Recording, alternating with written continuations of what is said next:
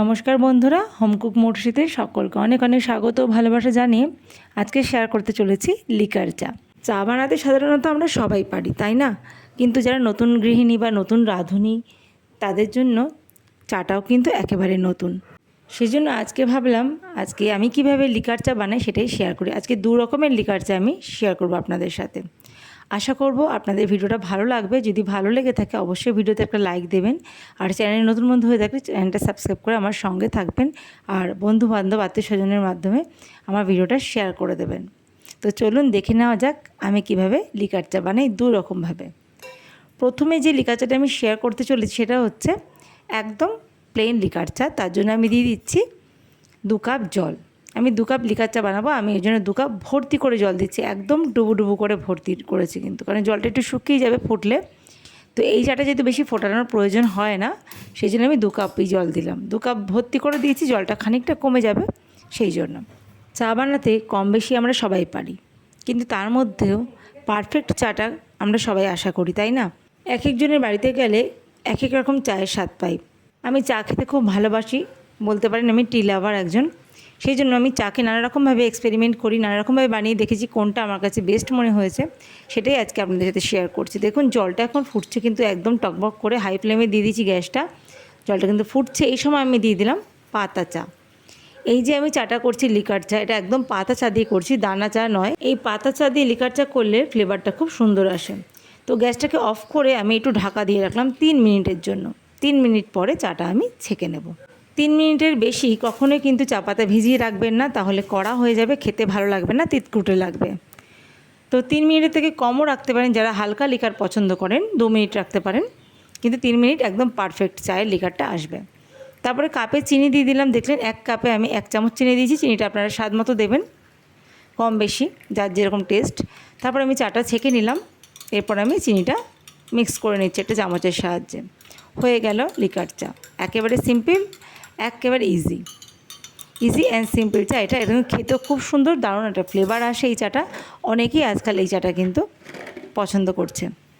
সাধারণত দুধ চা আমরা যেই চা দিয়ে করি, মানে সিটিসি চা, সেই সিটিসি চা দিয়ে কিন্তু এই চা করলে ভালো লাগবে না, এটা পাতা চা দিয়ে একমাত্র ভালো লাগবে, যেহেতু এটা ফ্লেভার আসে খুব সুন্দর।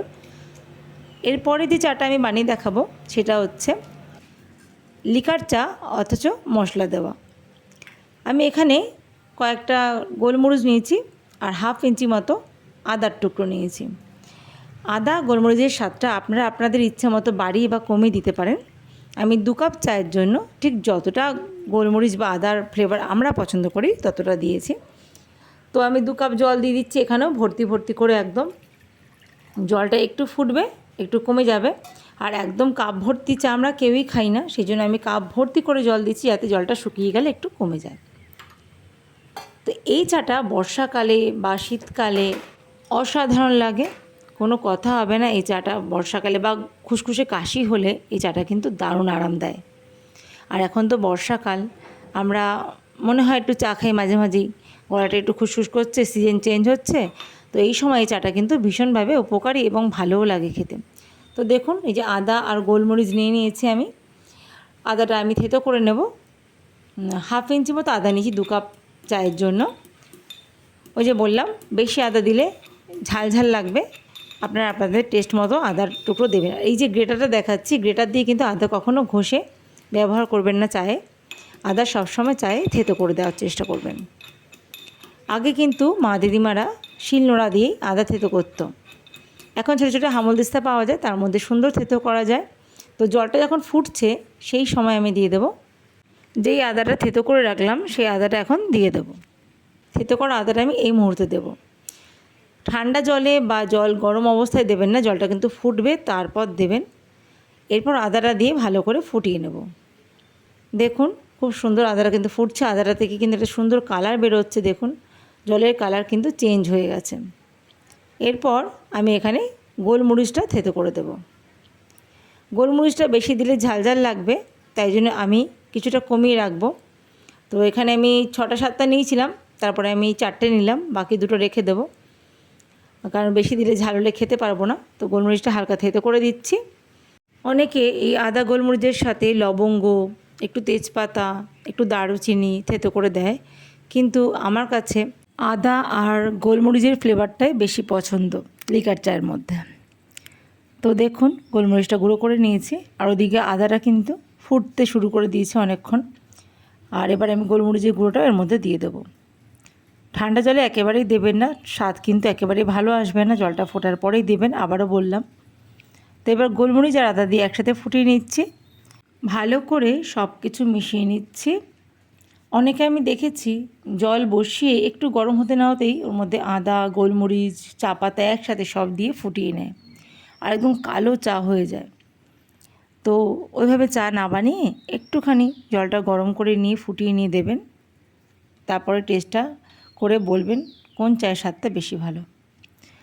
তো এখন আমি দিয়ে দেবো সামান্য চা পাতা। তো দেখুন আমি কিন্তু সিটিসি চা দিয়ে এই চাটা বানাচ্ছি, এটা কিন্তু ফ্লেভার চা দিয়ে বানাইনি, মানে যেটা পাতা চা দিয়ে আগেরবার যে চাটা দেখালাম প্রথমে, সেই চা পাতা দিয়ে কিন্তু এই চাটা বানাইনি আমি। এটা আমি সিটিসি চা দিয়েছি, কিন্তু পরিমাণে খুব অল্প, কয়েকটা দানা দিয়েছি। চা পাতাটা দিয়ে একটু ফুটিয়ে আমি গ্যাসটা অফ করে দিলাম। এটা ভিজানোরও কোনো ব্যাপার নেই, যেহেতু আদা গোলমরিচটা বেশ ভালোভাবে ফুটে গেছিলো। চাটা দেওয়ার সাথে সাথেই দেখলেন কালারটা চলে এসছে। সিটিসি চা খুব তাড়াতাড়ি জলে গুলে কালার চলে আসে, যেটা পাতা চা একটু ভিজতে লাগে, সেই জন্য পাতা চাটা কিন্তু ভিজিয়ে রেখেছিলাম আমি। এটা কিন্তু ফুটিয়ে নামিয়ে দিলাম। তারপরে কাপে যেমন চিনি দেয় সেরকম চিনি দিয়ে দিলাম 1 চামচ করে। তারপরে আমি চাটা ছেঁকে নিচ্ছি। এই বর্ষায় বিকেলবেলা অথবা সকালবেলা গরম গরম আদা দিয়ে গোলমরিচ দিয়ে চা এনজয় করুন। আমি যেভাবে বানালাম সেইভাবে বাড়িতে ট্রাই করে আমাকে জানাতে পারেন। ভিডিওটা ভালো লাগলে অবশ্যই একটা লাইক দেবেন। যারা নতুন রাঁধুনি, প্রথম সংসার করছো, নতুন বউ বাড়ির, তাদের হাতে চা কিন্তু অনেকেই আশা করে যে 1 কাপ চা নতুন বউ করে খাওয়াবে। আর চা দিয়ে কিন্তু আমাদের রান্নাঘরে রান্না হাতে খড়ি শুরু হয়ে যায় বললে, তাই না? তো এরকম করে সুন্দর করে চা যদি বানিয়ে খাওয়ান অনেকেই পছন্দ করবেন, খেয়ে বলবে ওয়াও क्या চায় হ্যায়। তো ভিডিওটা ভালো লাগলে অবশ্যই লাইক দেবেন। আবারও বললাম, লাইক দিলে নতুন নতুন ভিডিও বানানোর উৎসাহ পাই আমি। আর আমার চ্যানেলটার পাশে থাকবেন, আগামী দিনে নতুন নতুন ভিডিও আমি শেয়ার করব আশা রাখি, যদি আপনারা আমার সাথে থাকেন। তো আজকের ভিডিওটা ভালো লাগলে কমেন্ট করে জানাতে ভুলবেন না, আর চ্যানেলটা কিন্তু অবশ্যই সাবস্ক্রাইব করে রাখবেন। যখনই তাহলে আমি ভিডিও আপলোড করব আপনার নোটিফিকেশান পেয়ে যাবেন। আজকের মতো এখানেই বিদায় নিচ্ছি। ভালো থাকবেন সবাই, সুস্থ থাকবেন, আর নিজেদের খেয়াল রাখবেন, আর সর্বদা হাসি খুশি থাকবেন। Thank you very much.